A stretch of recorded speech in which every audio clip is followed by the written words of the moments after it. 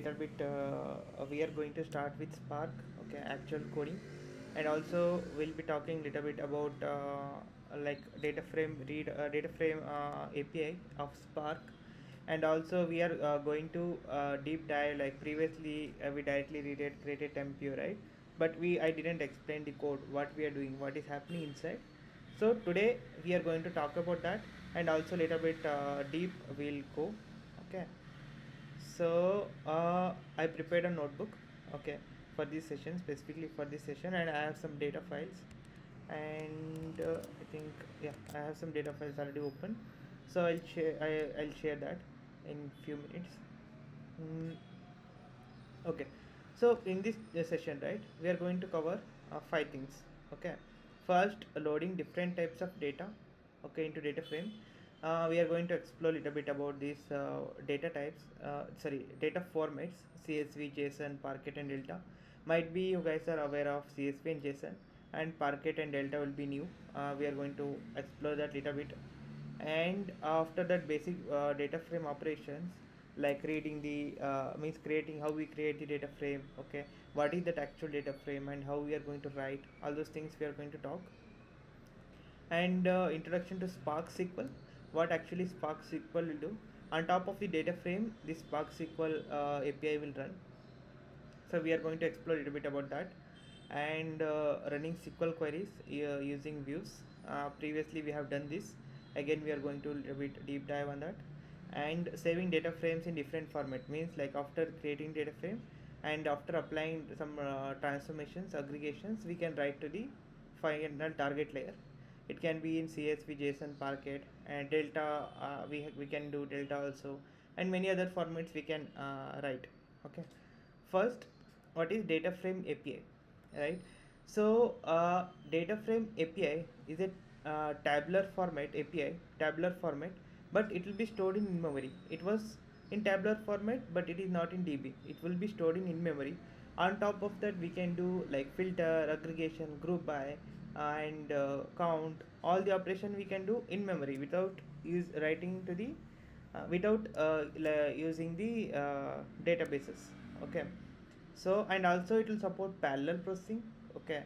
And how it will support parallel processing is, it will split this data frame, okay, into distributable chunks, and it will share to the workers, and it will get that work done, okay. So we are going to explore that later, how we are actually optimize that, all those things, like how it actually splits the work, all those things we'll explore later. But as of now, this data frame API will enable us to access the Spark application through Python, okay, and it's also distributable, and we can use different file formats, and using that we can able to create this data frame. Using different file formats we can create, okay.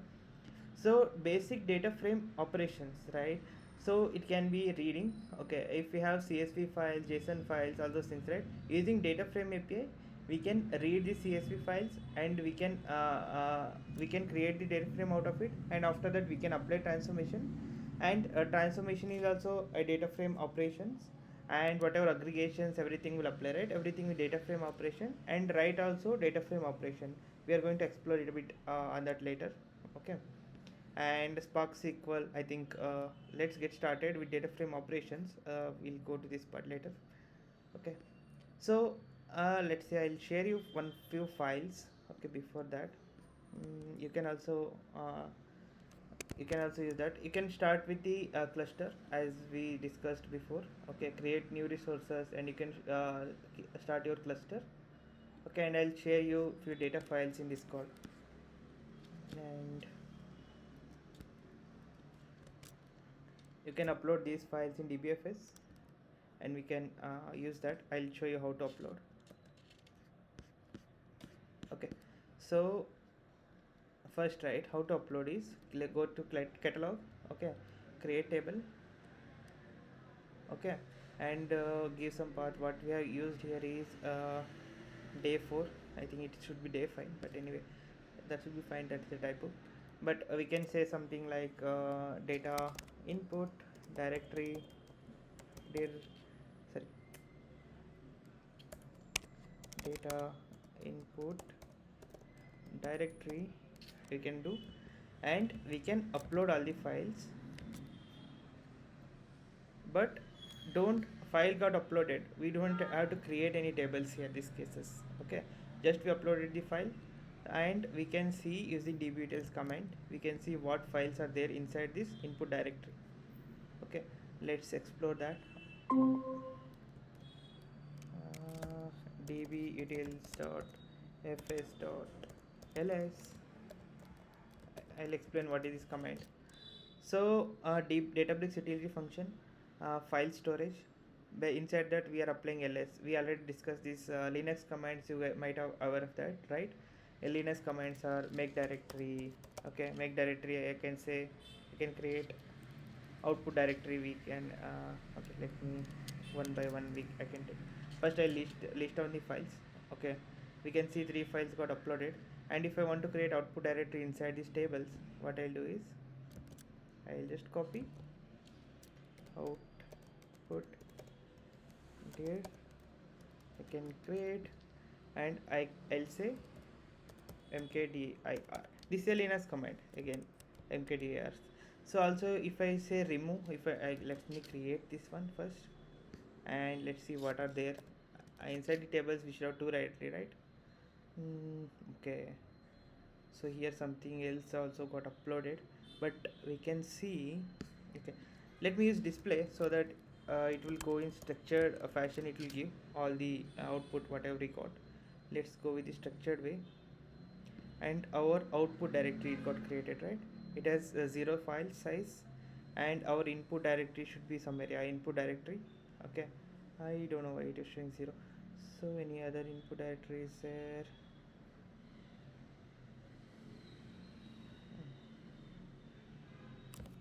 I think it is some community glitch. Okay, in data input directory we have the files. I don't know why it was showing empty. Okay, we have 3 files whatever we added. Let's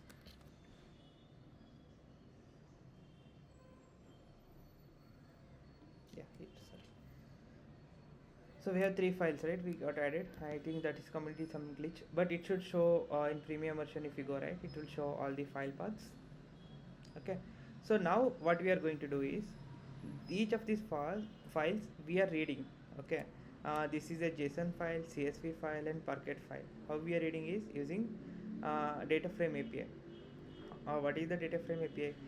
So using Spark, right, we can create, we can pass the file names, file path, okay, and additional options, so that we can create the Dataframe API. This is Dataframe API, and this is Dataframe. So like here, right, we are using CSV. If I see what is there inside this file, well, let me see that file. I can do dbutils command to see what is there inside that file. dbutil.fs.head. This is also a Linux command, head, and we can see what is there in this file. So it is a comma separated string, right? And okay, so after these are the 4 columns are there. After that there is an /n, next line, again index, John name, all those things are there.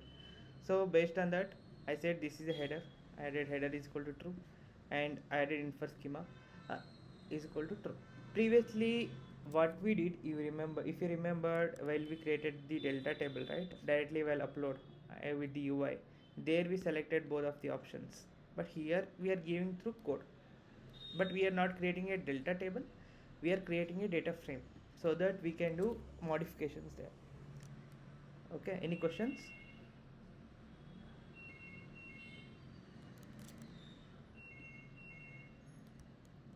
Okay, so let's explore what is inside the JSON. Oh, what is this?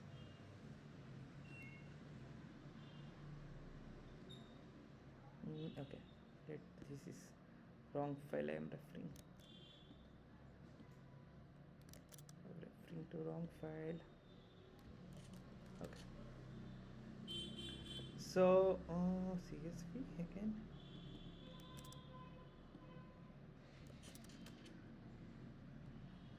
So this is a JSON, but it won't look accurate, but I can show how it looks, because I created I created that. So here you can see, right? Give me a second. Okay, so here you can see, right? These are the directory, these are the header columns. This is a JSON dictionary, you can think, and these are the key. And inside value we have nested structure. Again inside that, again we have key and values are in list. So this is a complex nested structure, and in real time, right? It can be very huge. So I created this, and because to show how we can extract data out of this JSON. Okay, I quickly created in real time. It won't be created by us, it will be created by APIs. Means if anyone worked on backend, right, you might have aware like REST APIs and JSON formats.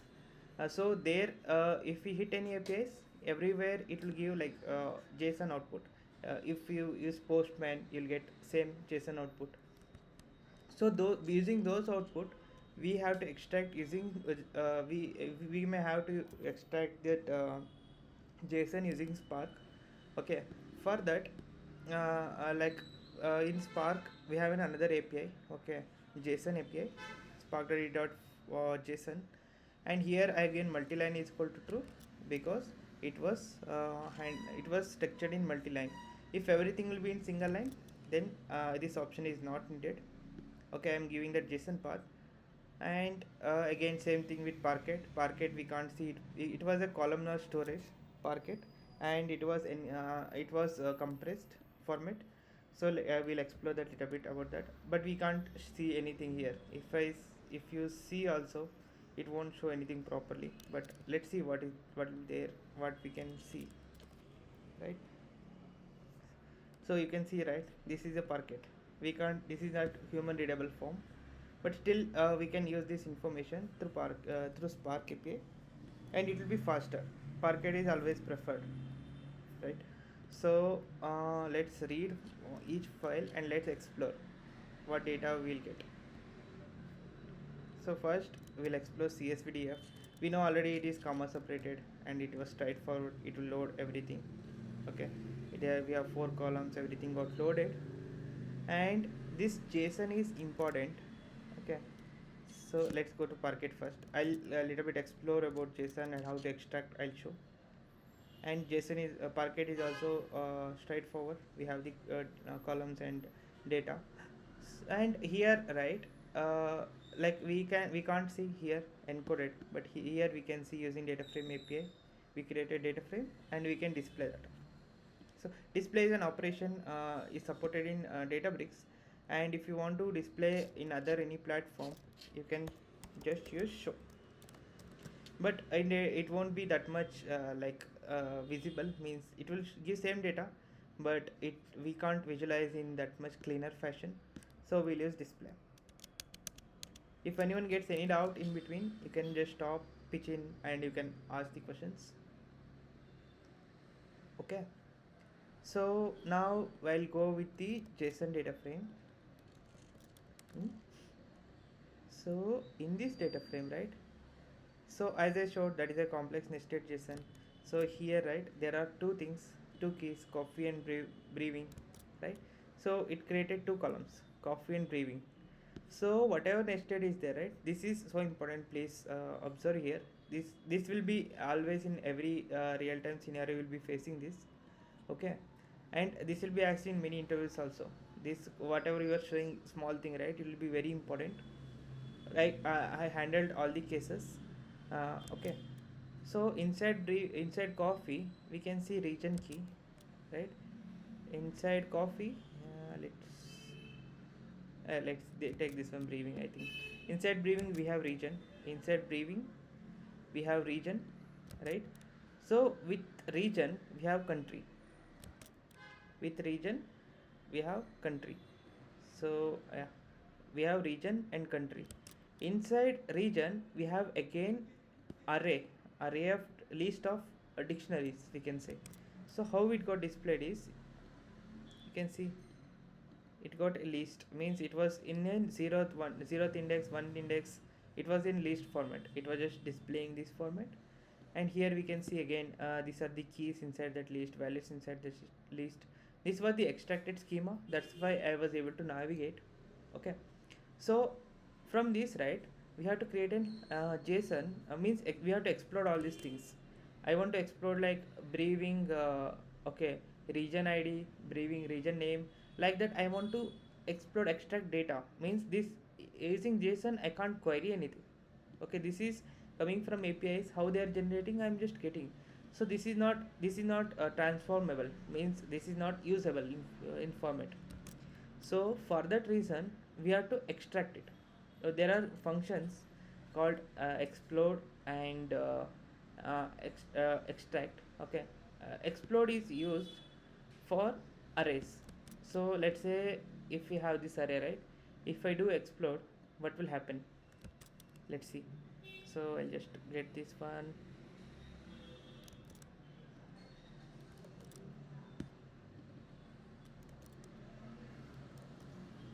So I'm applying on, okay, let me go to breathing dot region, breathing. Okay, just display.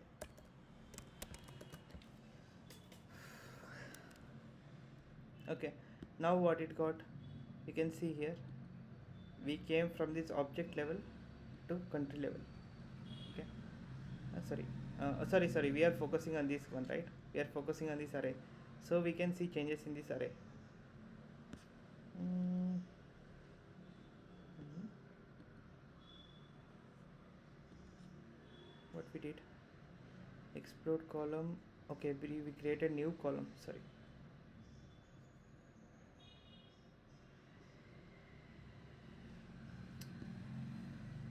Df dot select.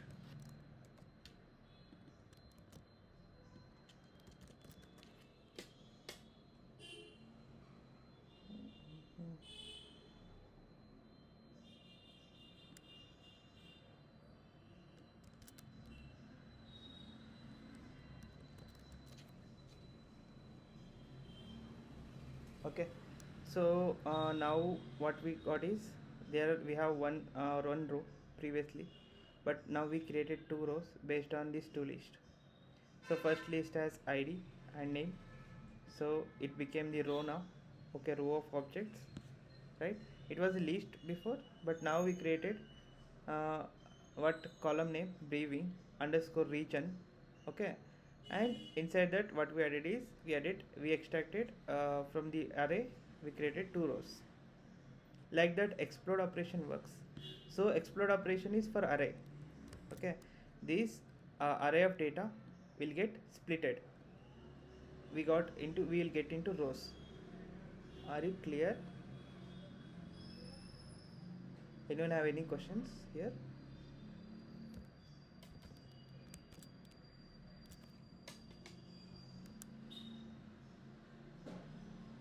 Okay, so you can speak up if you get any questions.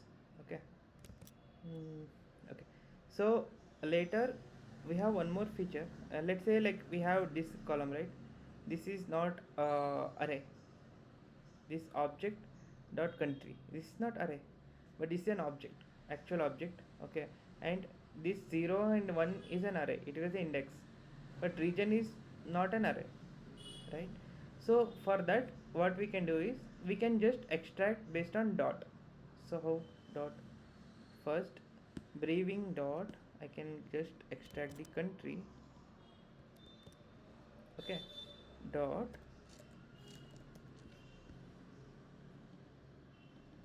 company. Okay, and here I can give it as breathing company, right? So now it will extract that company details. What happened?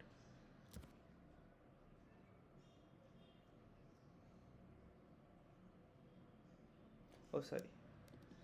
So this we are selecting, so that is not there.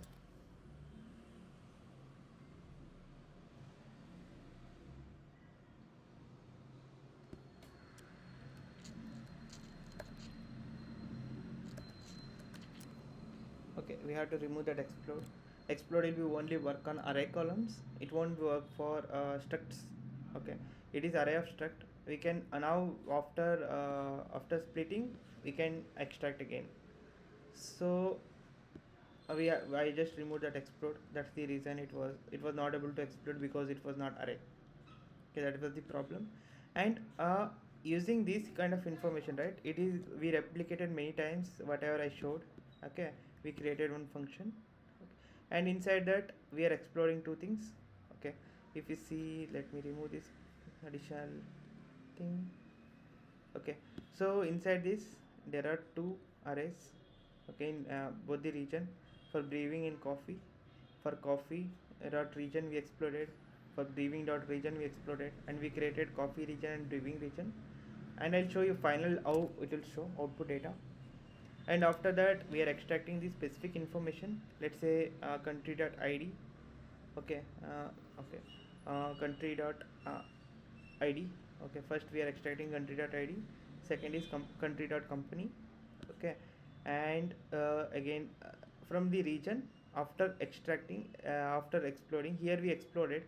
Using that information we removed these two and we created additional column, if you remember, right? Using that information, so we are extracting this id. Okay, and we are giving coffee country underscore id, and we are extracting the name, and we are I think we are extracting somewhere the name, id and name. Yeah, here. No, not this one. Yeah, this one, region id and region name. We are doing same thing for here also. Whatever I showed, we are just applied same. But final, after executing this is what we'll get. We'll see here, we get proper rows. From we came from this data from unstructured. It is semi-structured, not unstructured, sorry. It is semi-structured. From semi-structured we came to the structured. So this is completely structured data, right?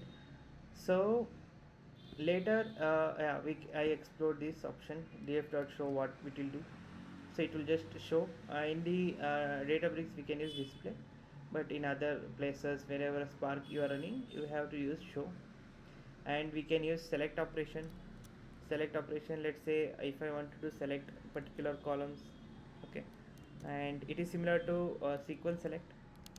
Okay, I can do select based on specific columns. It is also possible. Let me show you that. And this is exploded. Okay, we can select specific columns. Okay, if you want.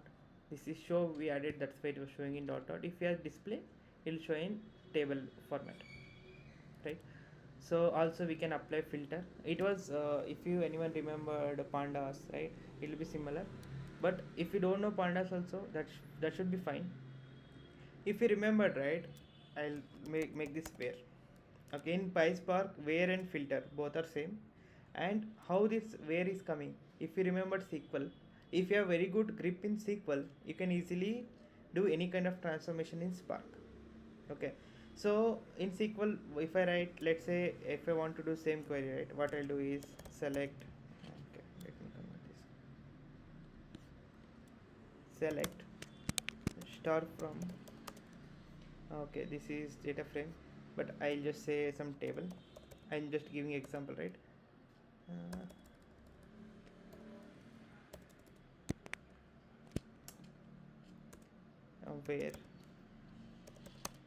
Where I can say age greater than 30. So this query and this query are equivalent, right? If you know SQL, what you are doing, where age greater than 30, here also same thing. You are applying data frame of age greater than 30, means you are extracting the column.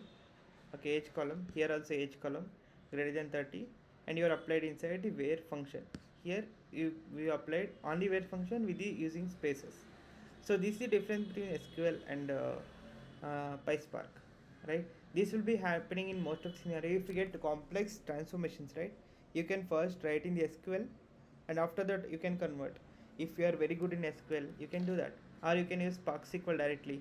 Okay, let's say Spark SQL means if you have created this query, okay, then what you can do is you can just make this as a string. Okay, and you can just write this query like this. So this is also completely valid. Okay, this is Python. Wait, was couldn't find. Okay, we have to give triple quotes. It was complaining about that.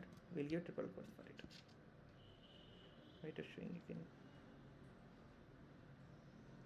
could not find triple dot. What's the problem?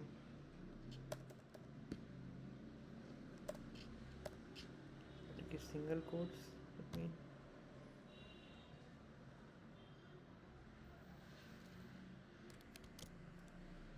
Okay, it was expecting single quotes.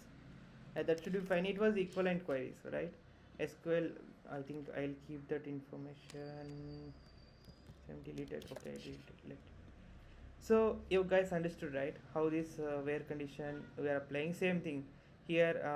Dot group by and aggregation, you say like select count star, okay, and group by age. Same SQL query, it was converted into by Spark, okay. So you can think like if you get any code, any kind of queries, right, you can think in SQL sense, and you can easily understand.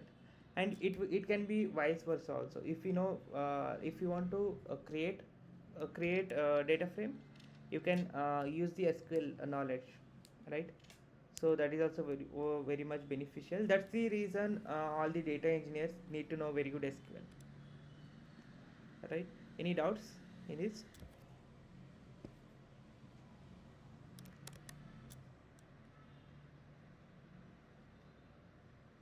Hello.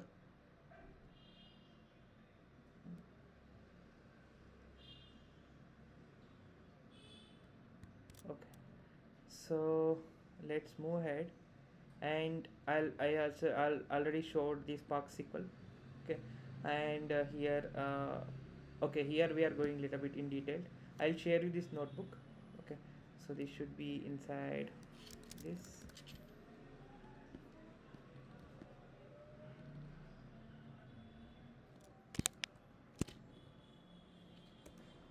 hash,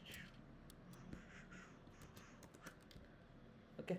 So now we are going to the Spark SQL. We already saw how we can run the Spark SQL. Before also we are aware of that. But now we what I'm going to show is we are going to show in detail. Okay. So first we created temp view. Right. Previously I shared one code. If you remember, we are reading the data of 4 CSV files, and we created 4 temp views, and later we created SQL queries on top of that. Right. So here what we are doing is uh, creating a temp view to run SQL queries. So in Spark, right, if you create a data frame using data frame API, if you create a data frame, we can't run SQL on top of that. So why? Because it's stored in memory, okay. And later if you want to run SQL queries on the top of data frame, we have to register that data frame as an SQL table. Okay, how it will do? It will just add some metadata on top of the data frame. It won't duplicate anywhere. It won't write anywhere. In the in memory only, it will add additional step for us. Okay, so once we create this temp view, okay, using that CSVDF. So this create or replace, what it will do is create temp view, okay, it will create. And if we have existing temp view, it will throw error, means that temp view already exists. So this temp view is session specific, okay. So see, similar to data frame, it is also session specific. If you restart the cluster, this data will go. We have to do fresh load always, okay. We are not storing anywhere in the table. But if we store in the table, we can directly use query, directly do query. But previously I think yeah, we created temp view and we used this one only. We didn't created. Oh, we created tables before. Yeah, this is the another. I think we didn't cover this one. This is just a temp view, but it was not writing to any physical location. Okay, so here the example, right? So okay, this one show I'll remove and I'll use display.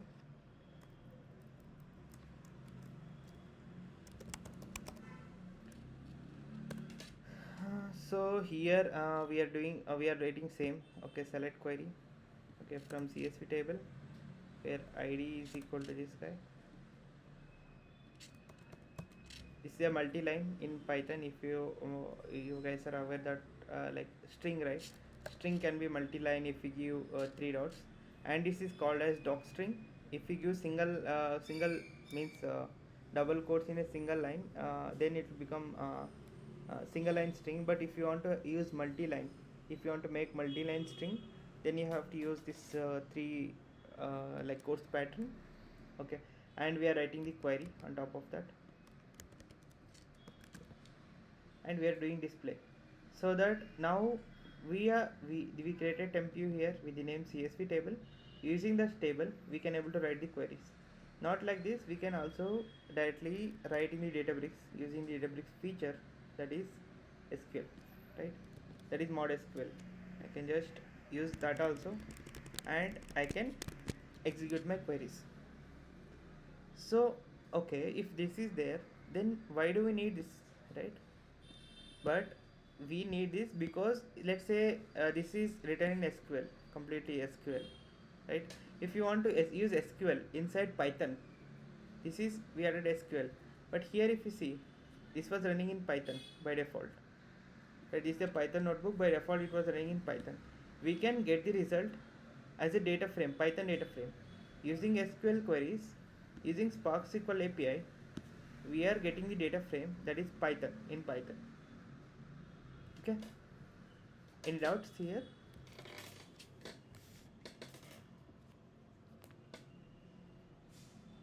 Okay, so later, yeah, we can use the data frame whatever CSV df we created, right?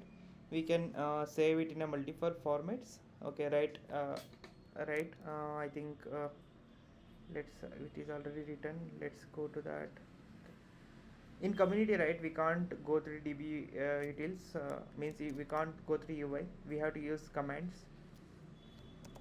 db utils dot fs dot ls, you can pass this. Okay, yeah, inside this folder we have the 4 files using same data frame, that is csvdf whatever we created view, right, which has 4 columns: id, name, age and city. Okay, so that we are saving in the we can save in the multiple formats. First we save that in the CSV format. Okay, and here we used CSV API, and also we saved in the JSON format. Here we saved in the Parquet format, and also here we written the delta. This delta, right, let me explore a little bit about this delta. Let's explore about this delta. Sorry, oh, no, this is not, there is no tables. Let's run this once.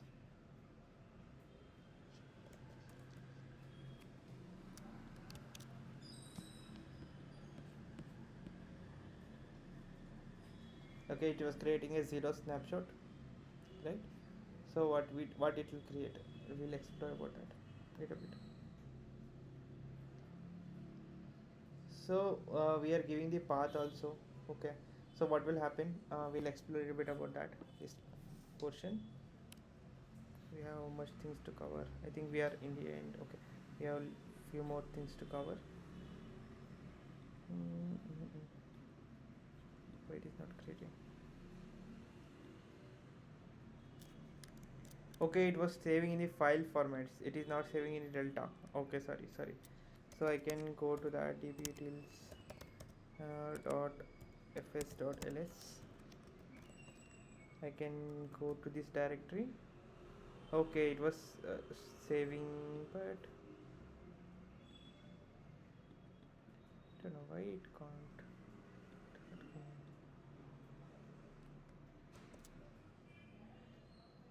come, right, I think.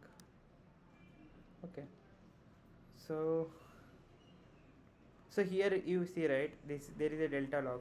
Okay, so what is there inside delta log? I think it will be too much for today, but it will keep everything in Parquet format. Okay, and Parquet is a columnar storage, and each file got splitted. Okay, it divided into partitions, means whatever we return, right, it was split into 2 partitions. Okay, delta format. So one is a few rows, another one is few rows. few data size got copied, split it, so that it can do parallel processing. Okay, for that reason it created two, and it created a delta log. And so this will maintain the transaction history. As of now you can consider it will maintain the transaction history. If we change something to this delta format, delta file, then what will happen is it will update, it will keep a metadata, who changed, what got changed, what rows got added, what rows got updated, all the details it will keep. So we'll explore about this later, because now it will become too much. So you guys like focus on whatever we are doing today, so later we can go to this part, else like it will be too much for today. It will keep a transaction, so you can see, explore this what is inside. If I go, you will have metadata columns, nothing will be there. You'll have metadata columns. These are the crc files for redundancy check. Okay, cyclic redundancy check. There's a delta log JSON format. You can explore a little bit on this if you want, or we can we'll take that later. You can just wait for that. Okay, both are fine.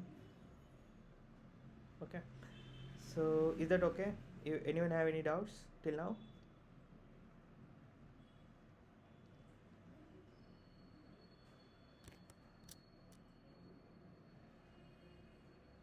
Okay, so next what we are doing is using this whatever we written, right? Using this we can read in the same format what we did. By default it will go in the delta. Okay, because it in Databricks delta is a default. Spark.read.load directly work on delta. Okay, or explicitly we can say spark.read.option is equal to delta. That is also fine, but both will work. Okay, so next we are going to explore a little bit about the data formats. So if you remember, right, we discussed I think 4 data formats. Okay, we are going to talk a little bit about that. So CSV, comma separated values, and it is in human readable format. Okay, and easily edit, we can edit that. And it was if you remembered Excel, we can use, right, we can use export Excel as CSV format. Okay, and what is the difference between Excel and CSV? So CSV won't store any additional metadata like Excel will do. Okay, Excel, if you say like it will keep, you can give coloring options. Okay, and you can add additional filters, you can keep column level filter, row level filter, all those things you can keep in Excel. It will keep all the, it will store all the metadata. But CSV won't store any of that. It will just comma separated data values. On top of that, whatever we want, whatever transformation we want, we can apply that through Spark. Okay, so it is widely used. Okay, and it will widely support many platforms and tools. So it was simple. Okay, and it was flat data structure. Okay, we already know that. So yeah, it won't support nested because it is just comma separate, right? We can't add nested structures in that. Okay, that is a problem. It is in like it was lagging in CSV format. Okay. And okay, if CSV file is very large, right, it can't do partition, it can't do parallel processing, because if you say file .csv of 1 GB, if you try to read, so if we have 4 workers, let's say in our cluster, Spark cluster, we have 4 workers, so each worker should read chunk of the CSV file. It can't be possible because CSV is one and it can't be partitioned, means it can't be divided. So for that reason only one worker will be reading, other 3 worker will be idle, and it will give performance problems. Okay, so we have to avoid bigger files always in our any of the data engineering pipelines. We have to always split the CSV files if you want to use CSV. But if you use Parquet files, we don't have to worry, because Parquet files columnar storage, and it will automatically support this partitions. If we say one Parquet file is there and 4 workers are reading, it will automatically get separated based on the metadata of Parquet files, right? So JSON is also a little bit complex. Okay, if I say CSV will be very simple for data engineers, and JSON will only create more complexity. Why? Because of nested structures. And Here, right, it will support, and it will support nested structures. It was an advantage because if any legacy APIs, if a developed already developed previously, they will be storing data in the nested data structure. If they want to get insights out of it, if they want to do any data ML operations, or if they want to do any dashboards, if they want to create on top of that, they can't use JSON. For that, as a data engineers, we'll be exploring this, means we'll create this nested JSON into flat tables, so that they can directly use that in any of the addition later layers. Okay, it was lightweight because it can be shared over HTTP, and if you go to any website, right, you will get always JSON data, and on top of that some HTML and CSS and JavaScript code is added. In this UI also, if you go a little bit deep, you can get the REST JSON data. I don't know how we can see that. Uh, mm, mm, Network, storage, profit layers, edit.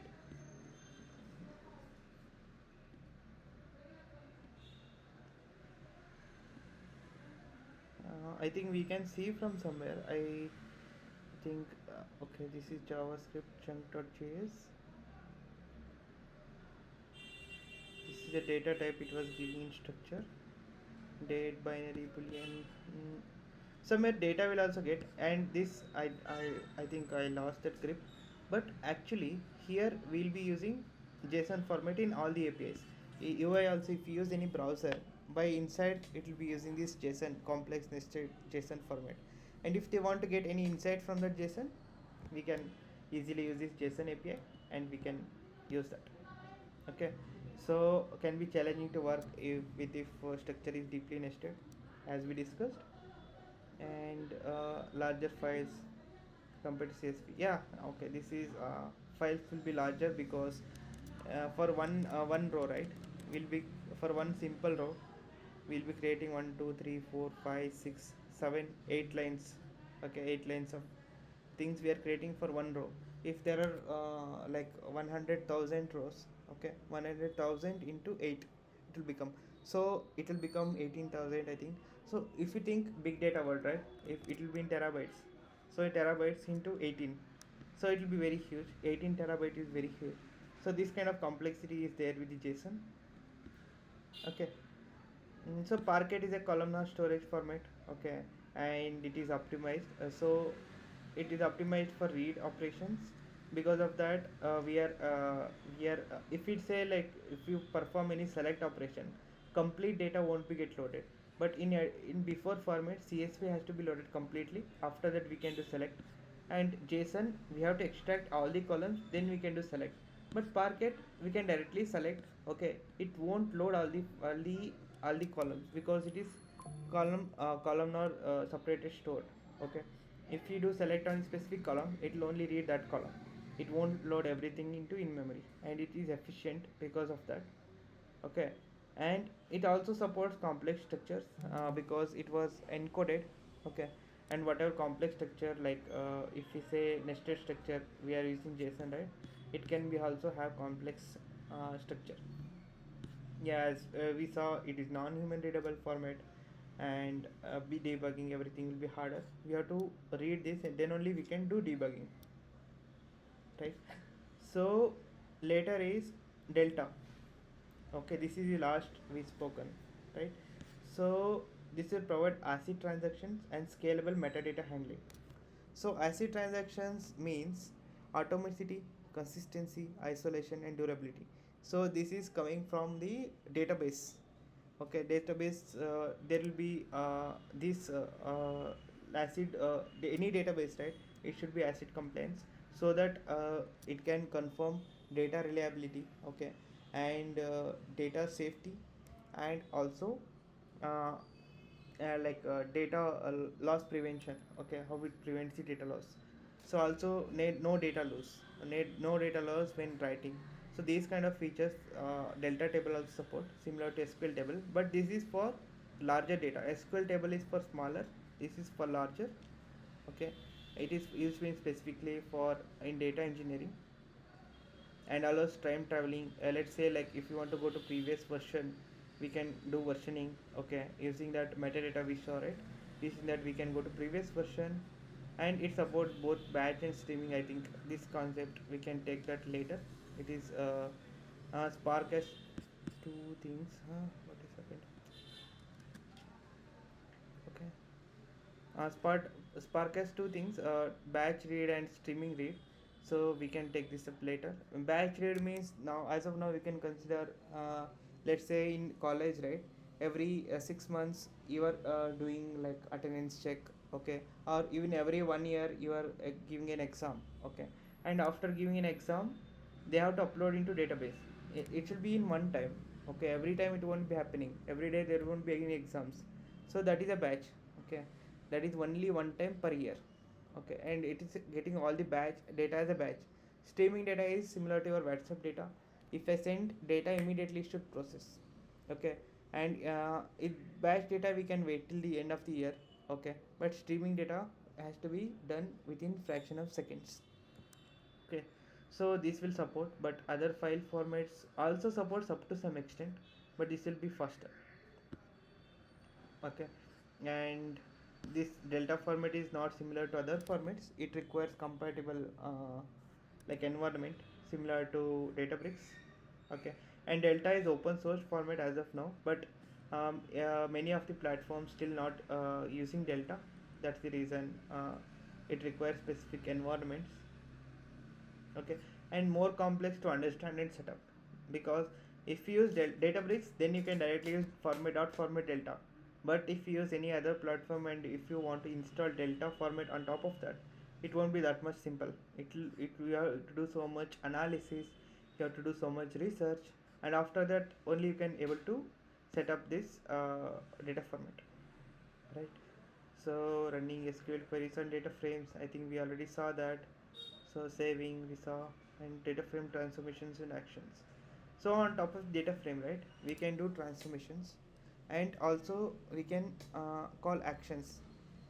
So okay, there is okay, this was going inside deep into Spark. Now I think Spark architecture Shravan have explained before, okay. In that Spark architecture, if you remembered, so we have the driver, okay, we have the workers, okay, and inside driver, right, so if you give any program to this Spark, okay, let's say like if you are giving this code, I created this notebook, okay, and if I want to run this notebook daily, okay, that is the transformation. I'm giving this notebook to this Spark driver. Driver is a master node. So what it will do is it will take all my code, and it won't do anything. It will just create an RDD, means which can be which will see the data, okay, what data we are referring to, what tables, what are the files, okay, how we can parallelize it, how we can give to the workers. Let's say we have 4 workers. Driver will decide based on the code what can be done, okay, which worker can take which part, so that all the workers will do parallelly. This was like a manager, okay, handling means work to parallelize. This is the work, okay, how to parallelize. So this is what uh, like this guy driver will do, okay, master will do, okay. And what it will do is it will create a new RDD after each transformations, okay. And RDD can't be changed. RDD is a resilient distributable data set, means which can be distributed over workers, okay. That was a very good important concept. If you guys won't understand what is RDD, I think we have explained that. If you want to understand, you can a little bit explore in the, there are so many resources in YouTube, you can explore a little bit on that, okay. And it was very much important RDD concept. So it will create a new RDD every time, okay. And transformation is lazy, so it will just create the RDD, but you won't get any data. Means driver is just deciding, okay, this can be done, and it was just keeping in the buffer memory, okay. It won't do anything until action is performed. Now what is action? Okay, so yeah, we'll go to action. So in transformation, right, we have the different let's say filter, select, we spoke before, right, in the SQL. We have select, we have filter. In the Spark also same thing. If we convert SQL core into Spark code, let's filter, select, group by. Okay, with column is in Spark. In additional, creating additional column, for that we'll use with column, and join, similar to SQL joins. So these all are transformations. When you call that, nothing will happen till we call an action. So that is an example. I can say, okay, this guy. I think we have this Spark SQL command somewhere. Let me go to that. Yeah, this guy, right?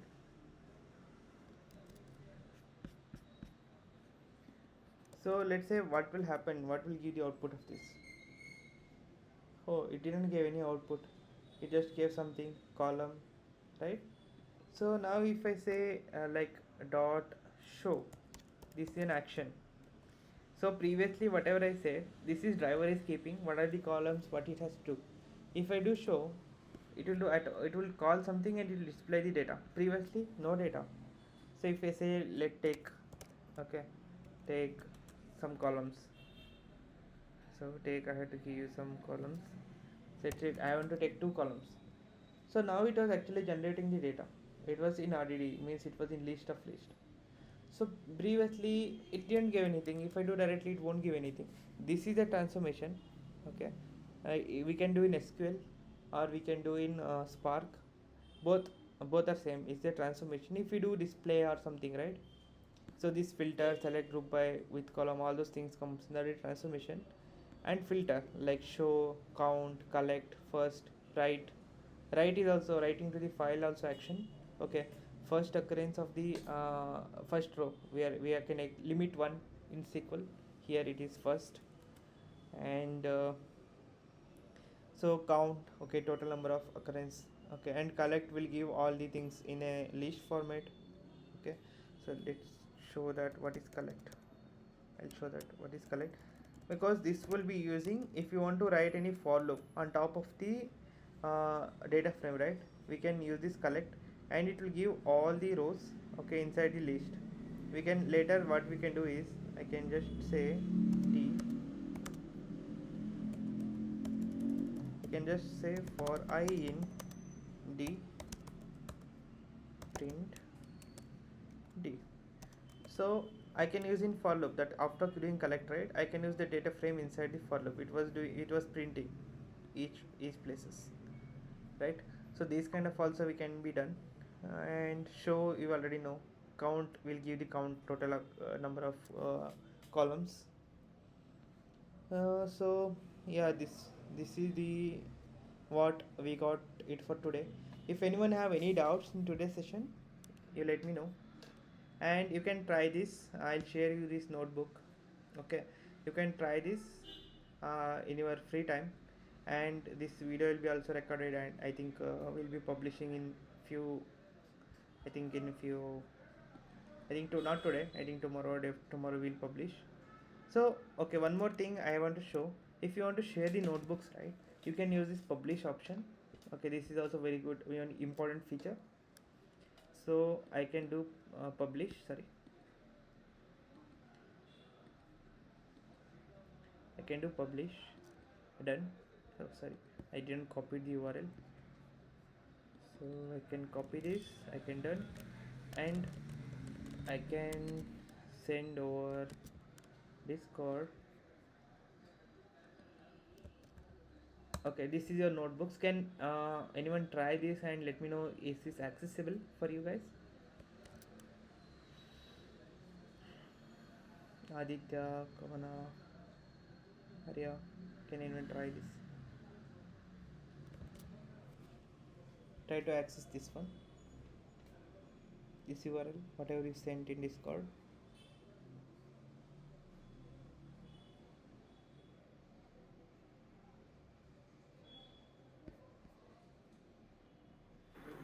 I'm just gonna like an access. Okay, so yeah, that is pretty much for today. And if you have any doubts or any confusions, you can let me know, or else we can wrap up this call. I'm stopping my screen share. No questions?